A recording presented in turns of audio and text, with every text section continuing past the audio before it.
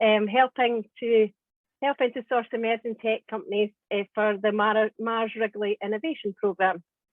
She also serves as the trustee at the Volunteer Centre Camden and as a grants committee member at the Youth Futures Foundation. And she's obviously a member of Rotaract Great Britain and Ireland. And she's passionate as well about making education accessible and is currently funding the education for 7 girls in India. And as we know, empowering girls and educating girls is a big priority for the coming Rotary year for the incoming RI president as well, Shekhar Mehta. And then we have Janine, whose life was changed when she was a group study exchange team member. I love that.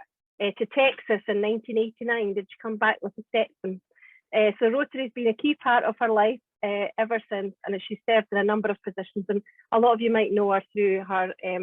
She does a huge amount of work with the End Polio Now campaign, and her real passion in Rotary has always been about peace building and conflict prevention. So I will, without further ado, I will hand over to Shwetal now. This is Shwetal's brainchild. And you can perhaps explain, Shwetal, in kicking off where the idea came from, because your life was changed, wasn't it, really, by getting the kind of small grant that we're talking about in this particular programme? Yeah, thank you, Heather. Thanks everyone for joining us. I will quickly take us through a presentation where I talk about where the idea came from, my personal experience with a similar initiative like this, and hopefully after this quick presentation, Janine will talk about why she wants to get involved with this and how all of us can work together. So we'll take you through all of the information that you might need as a club to want to launch this initiative in your own clubs. And so I'll just share my screen, and apologies if you were at the assembly last time and you may have already seen this, because I'm just going to be repeating the same presentation, but I think it'll be good just to refresh your memory. So I'll just share my screen now and let me know if you can see my screen.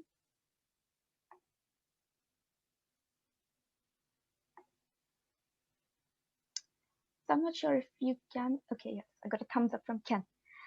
Thank you. So as Heather mentioned, I am originally from India. I moved to the UK back in 2013.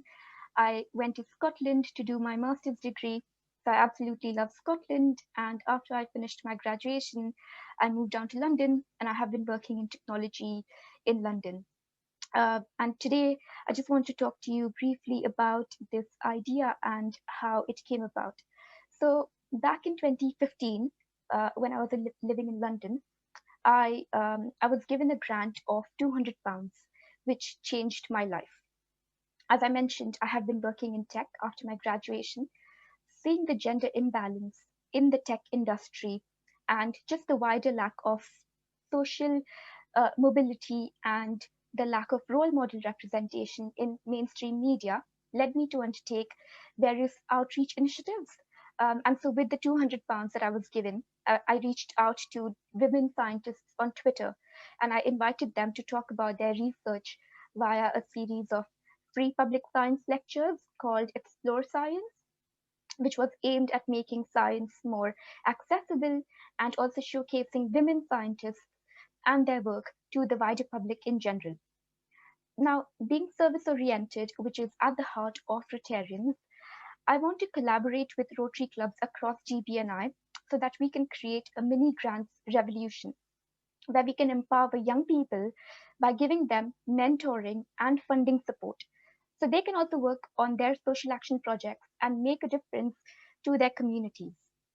This project can be undertaken by the Rotaract E-Club of GBNI, which I am a member of, and we can collectively work with other Rotary clubs to get this off the ground and support them. And I will be talking more about this support a bit later on.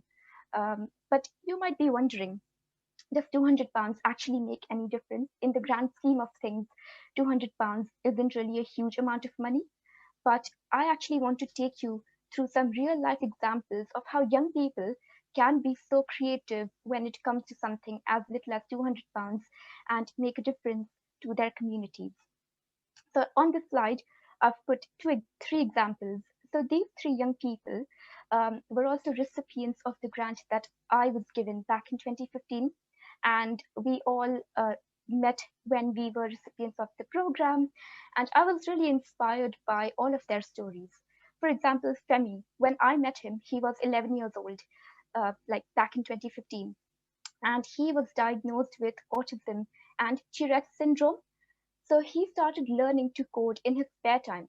And he saw the change that this skill made in his life. So he started organizing free coding workshops for young people who may have been diagnosed with autism as well, to show them there are so many skills that people with autism can actually excel at. The other person that really inspired me was Bronte. She was 19 when I met her. She was once on the verge of homelessness, and with the grant that she was given, she started conducting creative writing workshops for homeless people in Leeds. She also worked with Prep to distribute food to the homeless people. And lastly, I want to talk about David, who was 25 when I met him. He is part of the LGBTQ community, and he used the grant to run workshops in schools in Norwich to tackle homophobic bullying and to create a positive representation of people from the LGBTQ community amongst young people. But we were only able to get all of these ideas off the ground because of the mini grant that I mentioned we all got. This program was created by O2, which is the mobile network. Unfortunately, the program stopped about 2 years ago since they had their new CEO. But beyond the funding, this grant also gave me the confidence and motivation to do more, because I felt that someone believed in me and my ideas, so that I could make a wider difference to society. But it also helped me integrate better in society in the UK, and find new connections, find new friends, find new mentors. And not only that, but all of these efforts to improve the lack of women in tech, or just the lack of role model representation in the mainstream media, in the end led to actually me being featured on Forbes 30 under 30. I had the chance to meet Prince Harry when he was appointed the Commonwealth Youth Ambassador. And looking back, I never would have realized what a seed of £200 would later turn into just 4 years down the line for me personally. And I'm sure that it has equally changed all of those young people's lives as well who were recipients of the grant. But as we know, the last year has laid bare all of the inequalities that we as a society have faced, whether that be via the global pandemic, or since actually yesterday marked the 1 year anniversary of George Floyd. And part of the reason why I started thinking of doing something like this was because of what we all witnessed happened to George Floyd. And I started wondering, how can we make sure that we empower young people, so that from a younger age we put them in a track where they have access to a network of amazing mentors who can support them, and also someone believing in them by giving them a small grant, but helping them do something bigger and better for their community, but also for their own personal improvement and skills development. And so that's how I reached out to Rotary. I started speaking to Janine, who has been the biggest cheerleader of this project. And we have been working over the last year together, collaborating and creating all of these documents, thinking through how we can empower Rotary clubs to also join and collaborate with us to empower young people. And so that's what led to this creation of Seeds of Social Action. And I hope that some of the small seeds that we sow in our communities today will lead to possibly 1 million acts of peace tomorrow. So I now want to invite Janine to talk about how she and her club in Guernsey are going to be involved with this initiative, and to actually talk about practicalities of how clubs could actually get involved. So Janine, I am going to do you want me to control the slides, or are you okay to share your screen?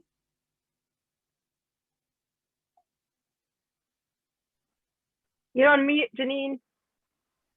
That would help. Hopefully you're now seeing my slides, which is our email addresses, yes? Yeah. Yeah, brilliant. Yep. Okay, thank you very much, Gretel. In the chat, Heather has asked whether you've already seen this, and some of you have and some of you haven't.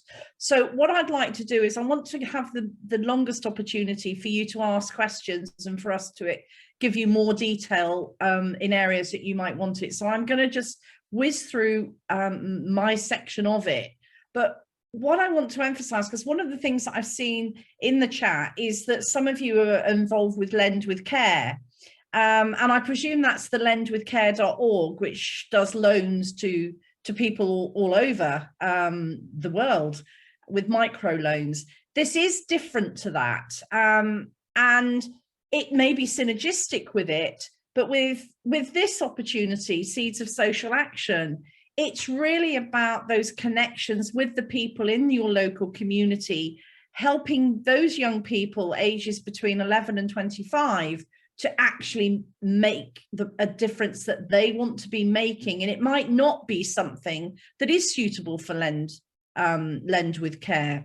So let me just quickly whiz through my part. And as Shweta says, it is an opportunity for Rotaract and Rotaract to work together. Now, they don't have to. You can do your own thing yourself, but you can have as little or as much support as you want. Either from the Rotaract E-Club of Great Britain and Ireland, or hopefully from local Rotaractors in your area as well. So it's not something that we're sort of giving you the opportunity to, right, here's the material, go away and run with it. We're happy to hold your hand as little or as much as you want. And when we go through the detail of all the different elements of it, you'll see where that opportunity is and how you can shape it to exactly what you want it to be, so it is relevant to your community, to the needs that are identified by young people in your communities. And it's very much something, this is a flyer, an electronic flyer, but it's something you could easily get printed if you wanted to go to put things up in local stores, etc.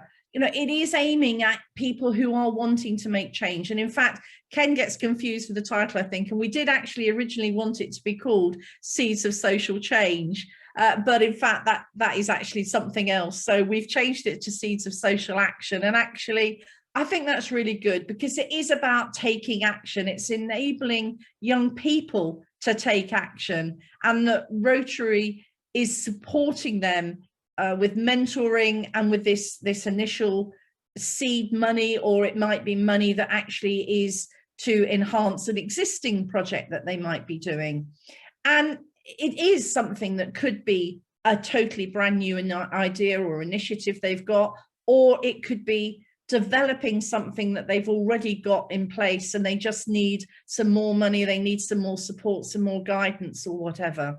And one of the things that I've been able to do in Guernsey, and ours hasn't actually launched to the public yet, but I've been mentioning it around a few places, few businesses. And, you know, for instance, I spoke to a local finance house, a very reputable local finance house. It was a personal meeting, nothing to do with Rotary, but they knew I was very involved with Rotary, and I mentioned Seeds of Social Action. And within 3 minutes of talking to them, they'd not only offered their young professionals who are lawyers, accountants, insurance specialists, office managers, you name it, that if there was a young person whose project would fit a mentor from one of their areas, they would be very happy to provide a mentor for the young people. They also said, it's only going to cost £200 because that's what we have decided as a club. We'll fund one of them for you. So literally that was a 3-minute conversation. So it really does help.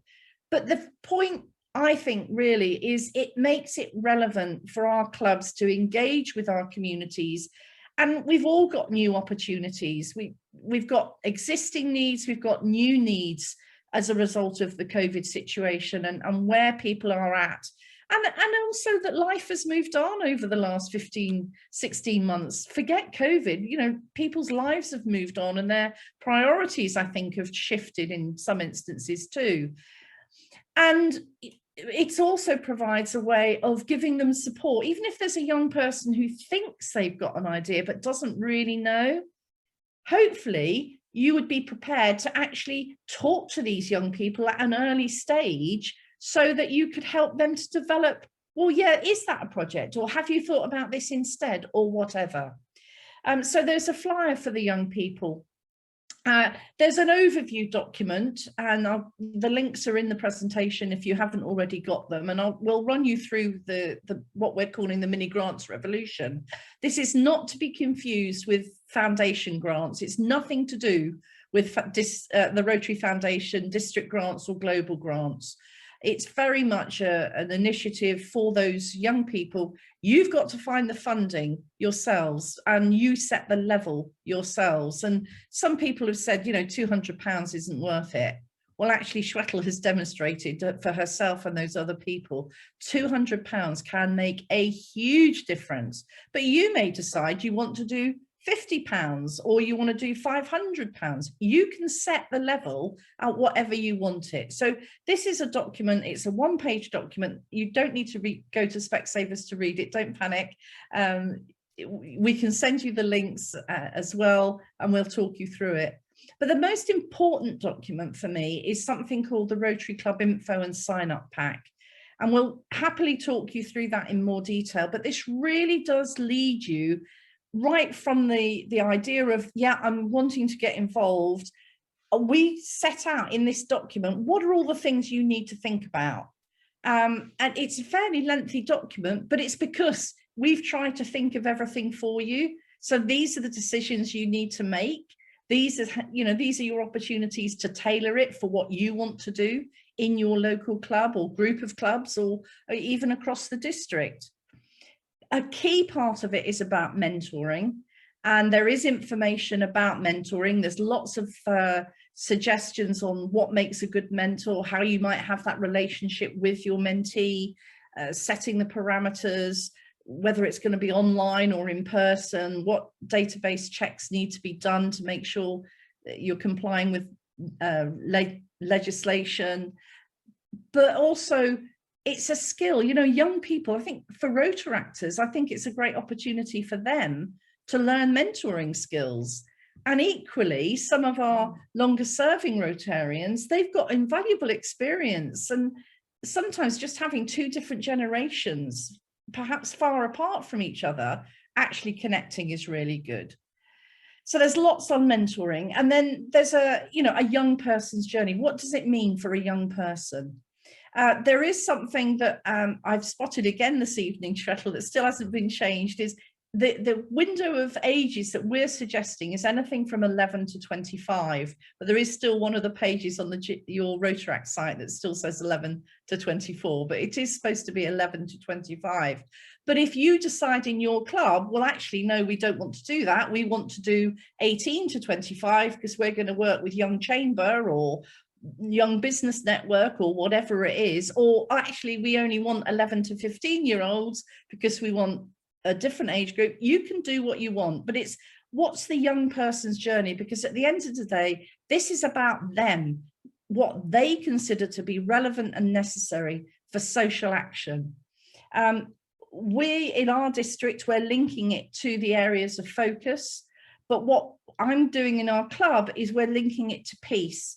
But that's because I believe that peace is actually in everything that we do. So whether it's about basic education and literacy, whether it's about access to healthcare, whether it's about something to do with the environment, all of it is about making somebody feel more at peace. But that's what I'm choosing to do in our club. These are the two website addresses, and we can share our screen with you and show you what the websites are, but these are the two places to go for information. The Seeds of Social Action one, that's really for the young people to go to. The other one is where there's more information for you and your club. One thing we do want to make sure is that it is inclusive for people. So the application, for instance, can be done either a written one online, or they may wish to submit a video. You know, that could work really well as well. But really this evening, we're here to help you. We could go through each thing in more detail. I think perhaps, Heather, we might want to take questions first to see how that goes. We are here to answer questions. Both Shwetal and I would be very happy to help at any point in time. We really believe that this could make a really big impact in our local communities. And it may be that you decide, well, yeah, it can be for our local communities, but we want them to be doing a project overseas. So that's a possibility too. But again, that's one of the criteria that you can determine how you want it to work in your area. And I think it is synergistic with Lend with Care. I don't think they conflict with each other.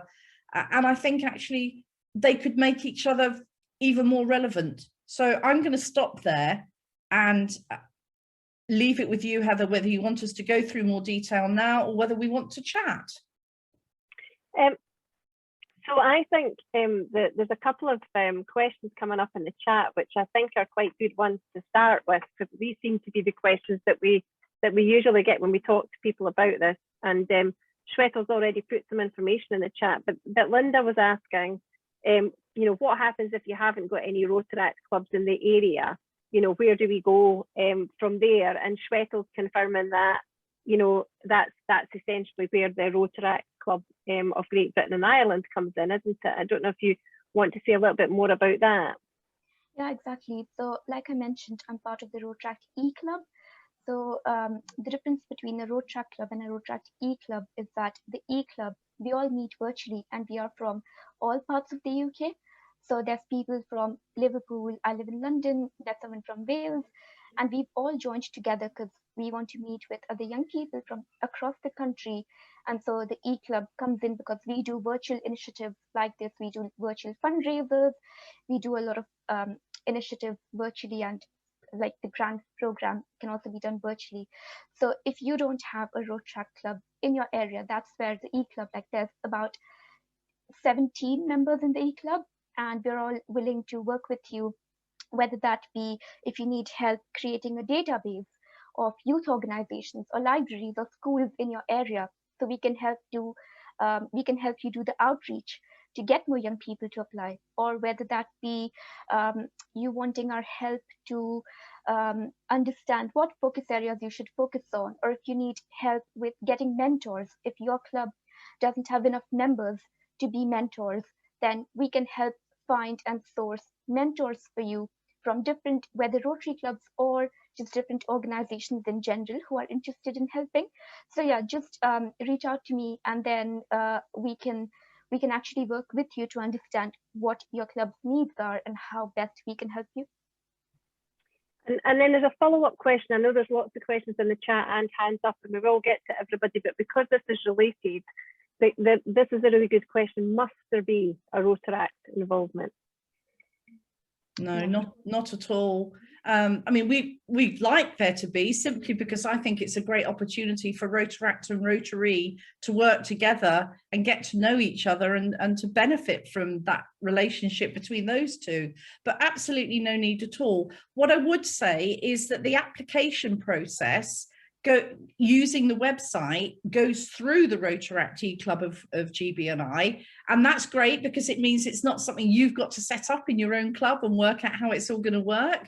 But beyond them actually sending you the details of the actual applications for whatever you do in your area, they don't have to be involved any more than that at all. So up to you, basically. And that would be the same with Interact as well, which is the follow-up question that's come in. That could be a connection that clubs could make to Interact if they wanted to do that, given the breadth of the age group. But again, no requirement to do that. Great. Right, I'll pop back to the chat in a minute, but I'll take a question from the floor. I think Joe Cairn from Perth had his hands up first. Joe, do you want to ask a question? Let me unmute first of all.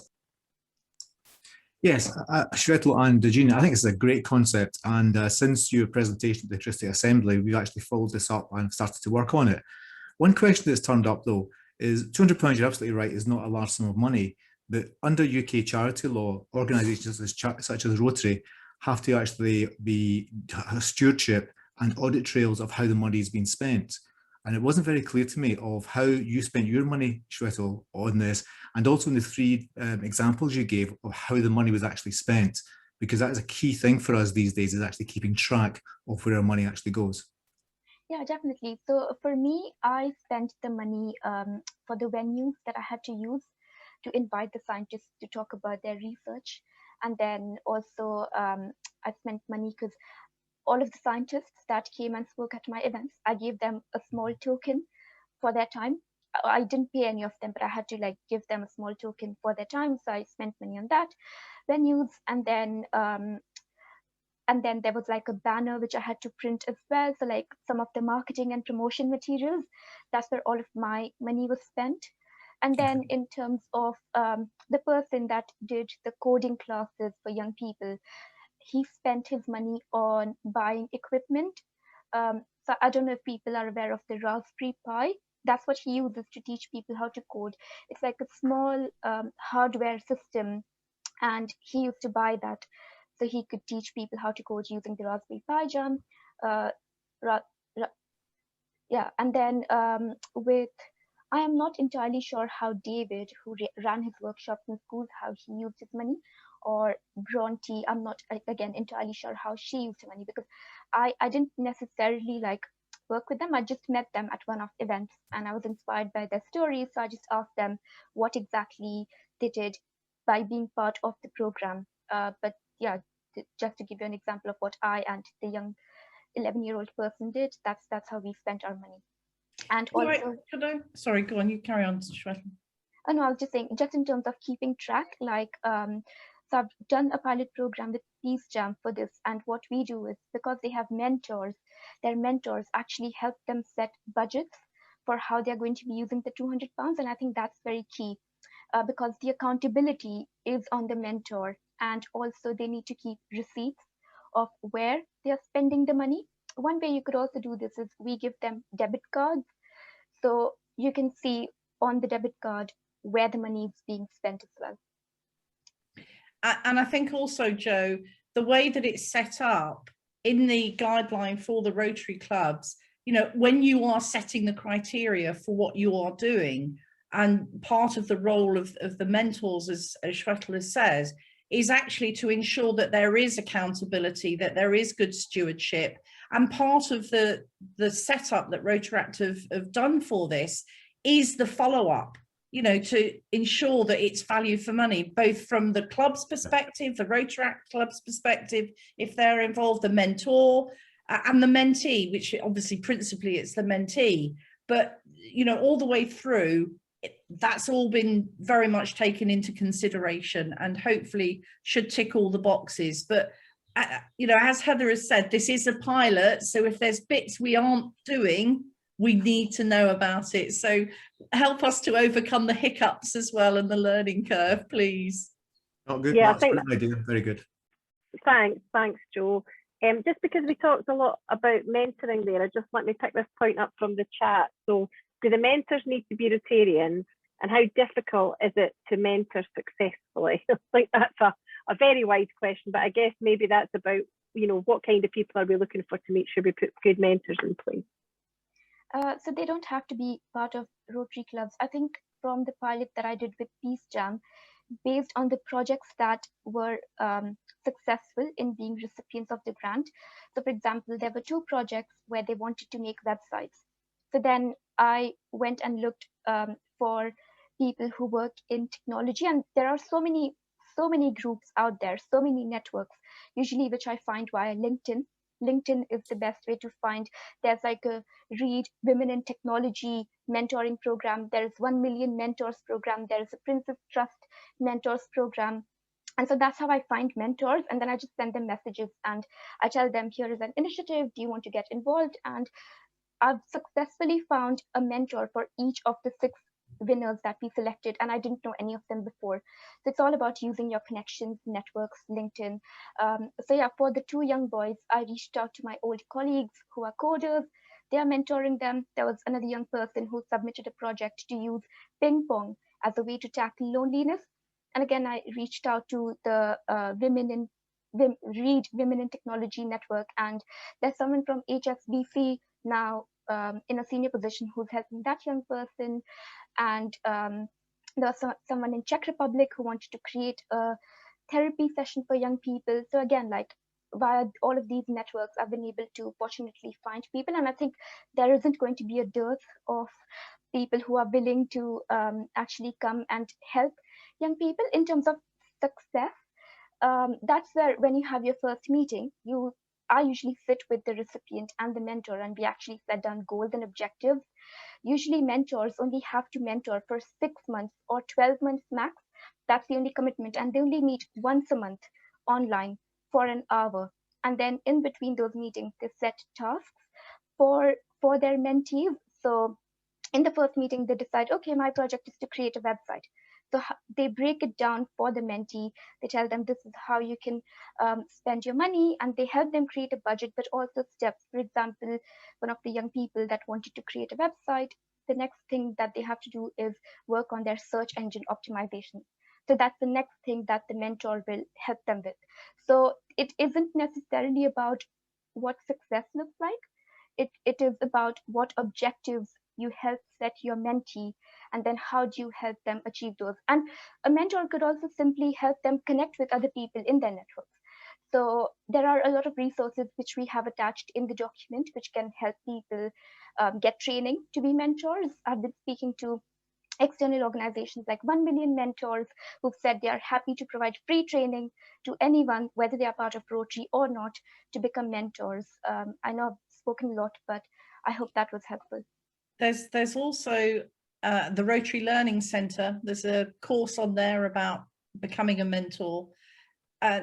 You know, there are Rotarians who want to do it. I think it is important to recognise, though, that not everybody who wants to be a mentor is necessarily going to be appropriate to be a mentor. So, you know, that's where your own personal connections through your club, either within the club or beyond in your networks, but it's an opportunity to reach out to other organisations, like that conversation I had with the Finance House, where I've got a wealth of people, including on IT skills, who really want to help. And I trust the owner of that company that it would work. But you've got to make sure that who you're going to pair with your applicants, successful applicants, are going to be the right people. Thank you. Thanks, Shretal. Janine. Philip Ross. Thank you. All your examples of the mini grants so far have always been one-to-one. What if you had a couple of people who wanted to work together on a project? Is that something that is encouraged, or would you expect that to be two projects where you just they happen to be doing the same thing? No, this is just based on the experience I've had so far from launching the Peace Jam pilot and coming across people from my previous program, but they can be working in a group as well. They could be a group of like 2 or 3 or 5 people who apply as a group collectively to the project. But then as a club, you can decide if you want to have a different criteria, a slightly different criteria for people who might be part of a group. Because let's say if your club does the outreach and you might get 20 applicants, but you can only award 10 applicants. So then you might have to think, okay, we've had 5 group applicants and 15 single individual applicants, and all of them stand out. Then maybe in the, I'll put the link to the form as well after this. And I'll basically on the Google form, you can see that you can set a slightly different criteria for the group. And maybe that could be as a group collectively, they might have to create 2 partnerships, for example, like that could be the criteria, or their impact should be slightly bigger than what an individual can do. So that's just one example of how you could maybe differentiate between individual and group applicants. Or you could say, no, let's keep the criteria same for everyone. And then you can just, if you think the group project is amazing, then you can just select them. Thank you, that's brilliant. I can think of several cases when working together would be useful. Maybe if it was a video project or something that went out, like journalism or something like that, or a public image. I think that would be, yeah, it's good. Thank you. Thanks, Phil. Now Brian was next. Thanks, Brian Bain.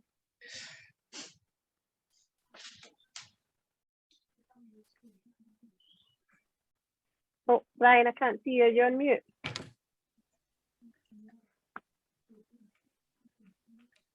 Cass, do you want to come in? You were next, and then we can go back to Brian. Would that be okay? Yeah, that's okay. Thanks, Heather. Thank you very much, Shretal and Janine. I'm here in my capacity as district secretary rather than representing my own Rotary Club. A couple of practical things I'd just like to ask. We've talked a lot about mentoring, and that was very helpful. I think the correct expression in England and other parts would be, are all your mentors who are mentoring people under 18 DBS checked? In Scotland, it would be potentially vulnerable groups. They're all checked. Yes, they would have to be DBS checked if they want to be mentors. And is that happening just now? Yes. Yes. Okay. Thank you very much. Can I just say, though, that this is a pilot. The examples that Shwetal is giving are not ones for the Rotary Seeds of Social Action.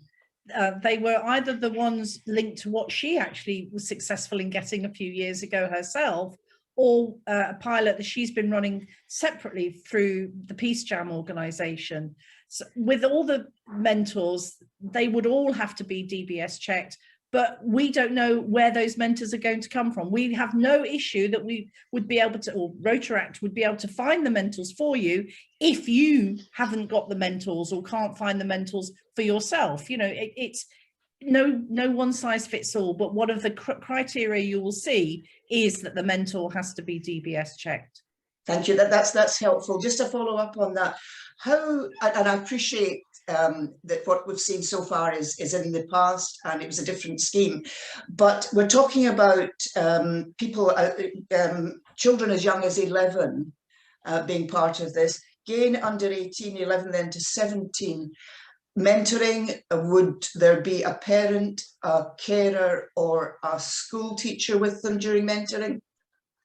So usually I filter through all of the, like, this is again speaking from the Peace Jam experience that I launched last year, and the experience I've had and the learnings I've had.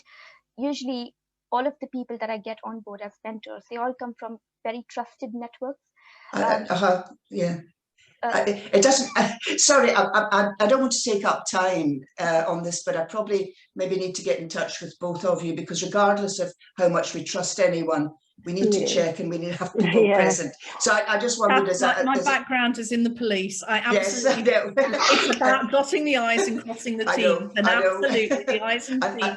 And I aspire to do that as well, Janine. I know you and Shwetal as well. You're both very much involved with these. It's just these sort of things that we need to get right. And I'm sure it's in your instructions. I just wanted to check. And a final one, again, probably in your instructions. I looked at the online form for registration, and it does ask for a parent or guardian if the person is under 18. But I think, strictly speaking, we don't just need a contact, we need permission if someone is under 18 from a parent, in the way that we would do for a youth competition or something like that.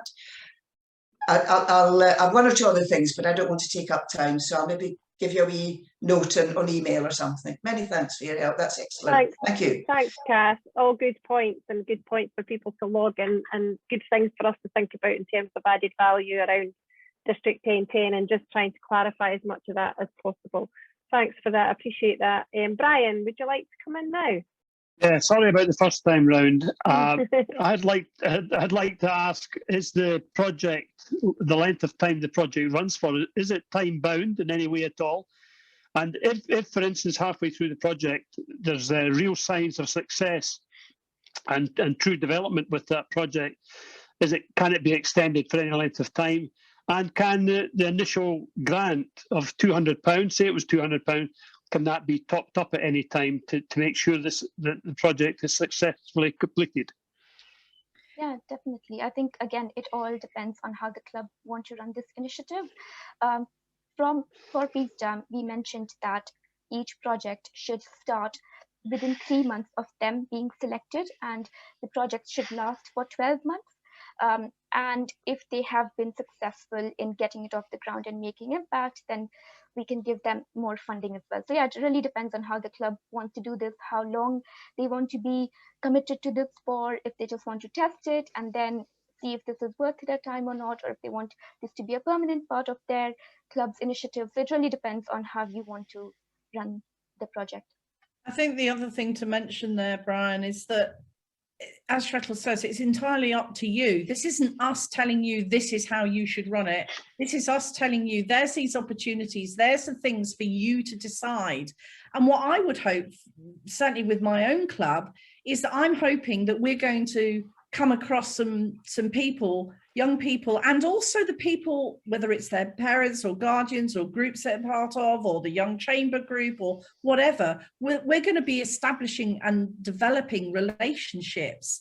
And it may be that one or more of the projects, because we're going to be offering up to 5 of these projects at £200 each, one of these projects might be something that, you know, we develop a longer term relationship for, like you said, and it might be something that we end up doing service projects as a club, or we put in for a district grant or a global grant, because it's worth it. So it's very much, you're in control. You can offer and you can set your own time criteria. You may decide you want it to be something that has to be done during the summer holidays, or it has to be done in the first 6 months of each Rotary year. Whatever you want it to be, you can make it. Thank you. Charlotte?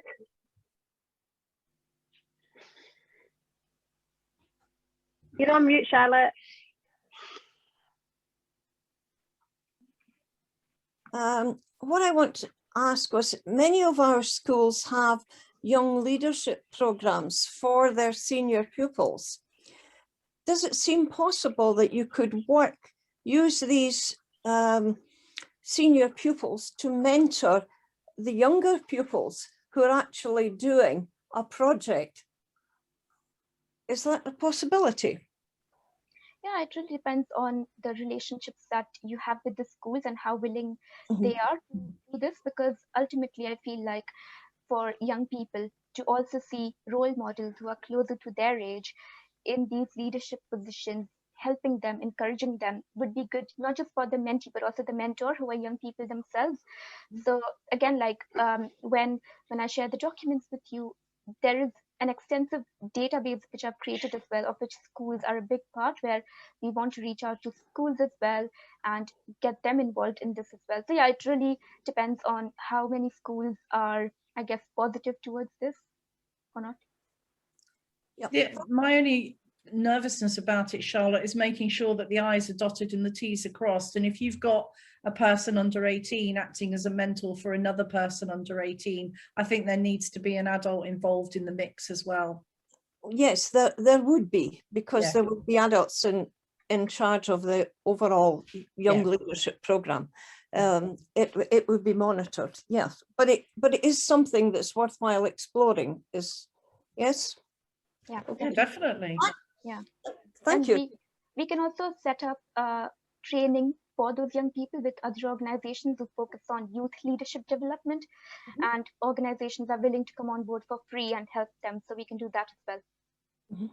Okay, thank you very much. And it can lead into other things through Rotary as well, you know, whether it's setting up a new Interact club, or recruiting members into Rotary or into Rotaract, or getting them involved in one of your service projects. Or, you know, Joe has put he likes the idea of £200 because of the young person having to learn to work within a budget. Well, for me, it's not just about their social action project that's being used as this. They're going to learn skills that they're going to be able to take forward.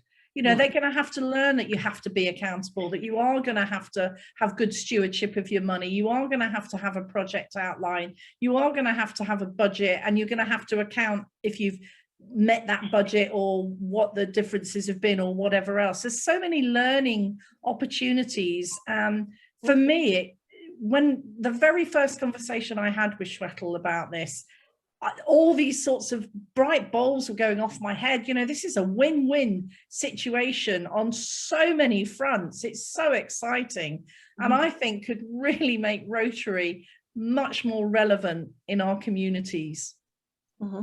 Okay, thank you. Thanks, Charlotte. Yeah, I think it's a really good point, isn't it? And that essentially where we started, which was, you know, recognising the opportunities that we can create for young people, but essentially also what communities are needing. Yeah.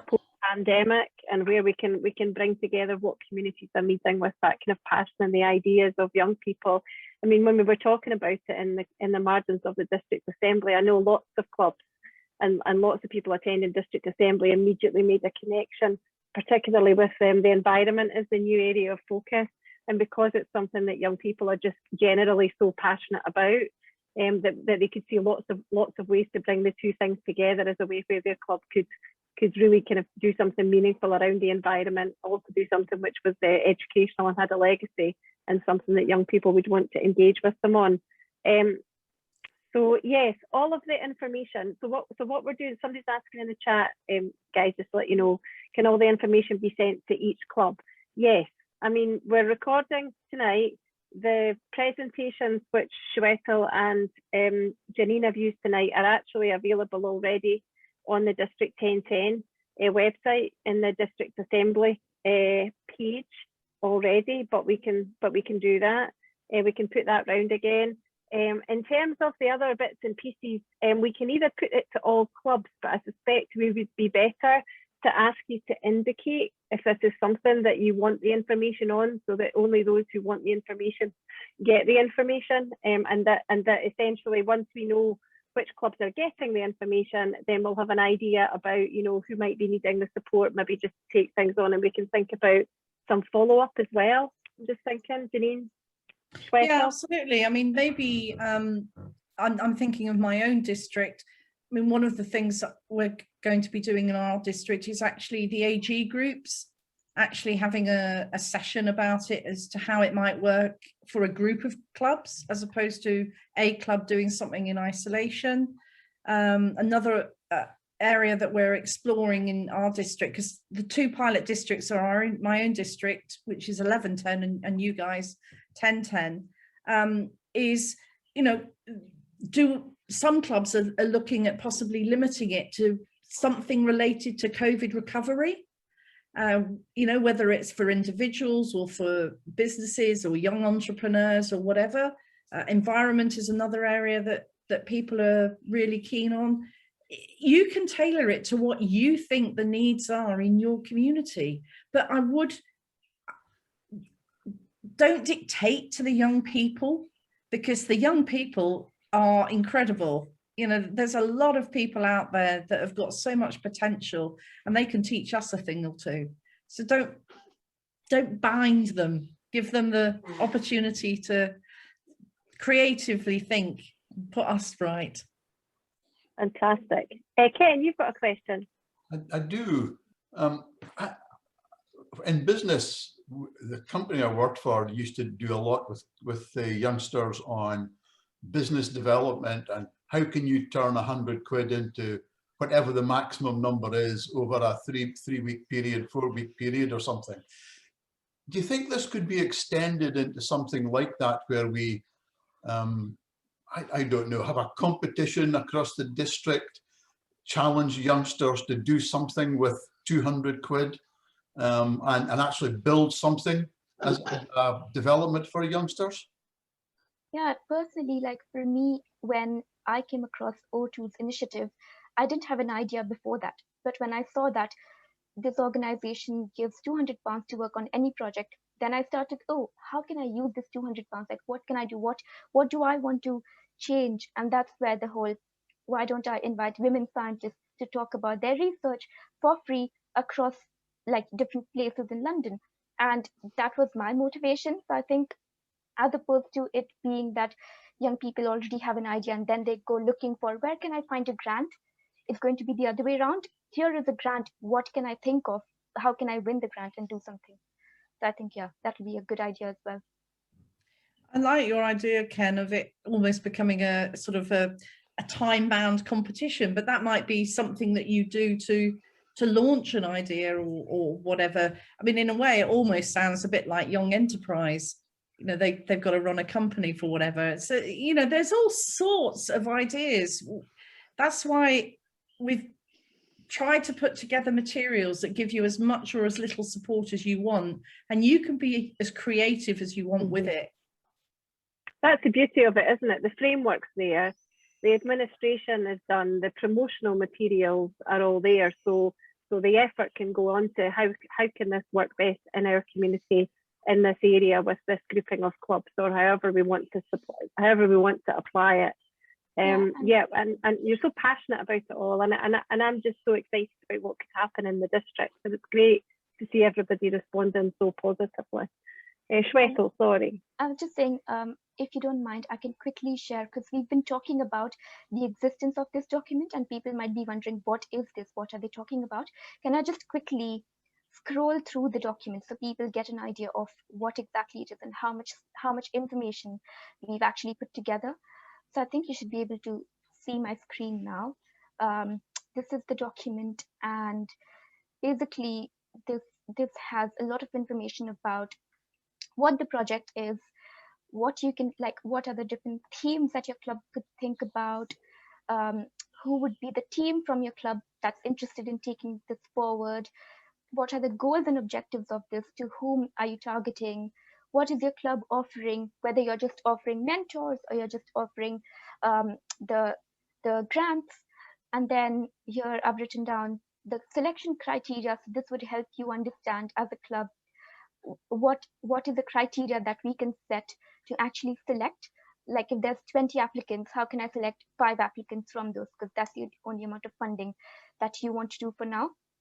And then there is accountability. So again, this mentions like how exactly you will make sure that young people are held accountable for the £200 that you give them. So we've written down the steps with that. There's a time frame as well. Then this is the application form, which we've put in the chat box as well. And then the club's overall project checklist. So here is a checklist that you as a club can read and go through to know these are the exact steps I need to take to get this off the ground. Then there's also a section around impact, where we've written how exactly can we measure impact to show that the £200 that you're giving to this young person, how much is that coming back and returning? Like, what is the return on investment to your community? That may not be a tangible or £200 turned into £500. It could be that this young person gained like 2 new partnerships, they opened up their networks, they gained 2 new skills. Like that could be the ROI that you could think of. And then you can also put down the budget. That's up to you. If you want to start with £1,000, if you want to start with just one award of £200, or you want to start with £5,000, again, that's up to you. This is the project deliverables section. So here, like, we write down what are the deliverables that you as a club would need across different phases. We've also written down risks and how you could mitigate those risks. So all of that is in this document, which you can either download from our website, or Heather can also email just these documents to you. And hopefully that would help you understand what we've been talking about. Thanks, Shwetal. That project plan, all the things that are read in there are for things for you, are flexible for you to decide. They're prompts for you to think about, make the decision for, and tailor it to you. So it really does try and lead you from, yeah, I think we want to get involved, right through delivering and the impact assessment afterwards. Yeah, I think just thinking about it and listening to the questions that people are asking, I mean, I would encourage clubs to go on and look at all of the information that's available out there. But I was thinking about cast questions and things. You know, it may be useful that we pull together the whole package of information that's available to people. Make sure that we are then promoting that to all clubs in the district. And if there's anything else that we think we would want to draw clubs' attention to, whether it's around compliance or the context for the district or Scotland, we could do that, you know, as well. So I think that for us, in terms of the district team, that's probably an appropriate next step. And we'll just, other than that, we'll make sure that we get the information out. Can I, Ken, quite rightly saying to me that's 7:27, and we always end on time, even when I'm on the call. So can I just take this opportunity to say a huge thank you to Janine and Shwetal, but also to all of you who have come along this evening to find out more about the project. And I look forward to working with Janine and Shwetal and with interest clubs within the district. And I hope we will get a lot of interest in this amazing initiative. So thanks very much. everybody, and wish you all a safe journey back to the kitchen for a cuppa, and good night.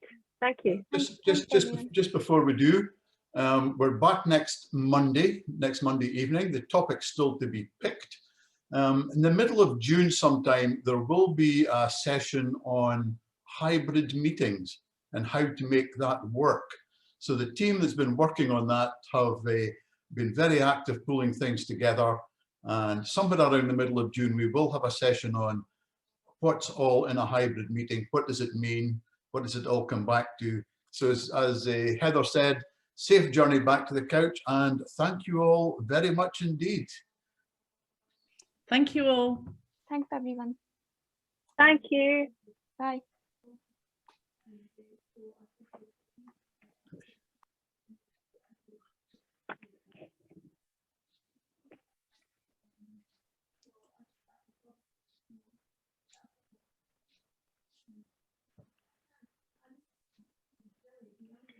Wow. That was all right. That went very well.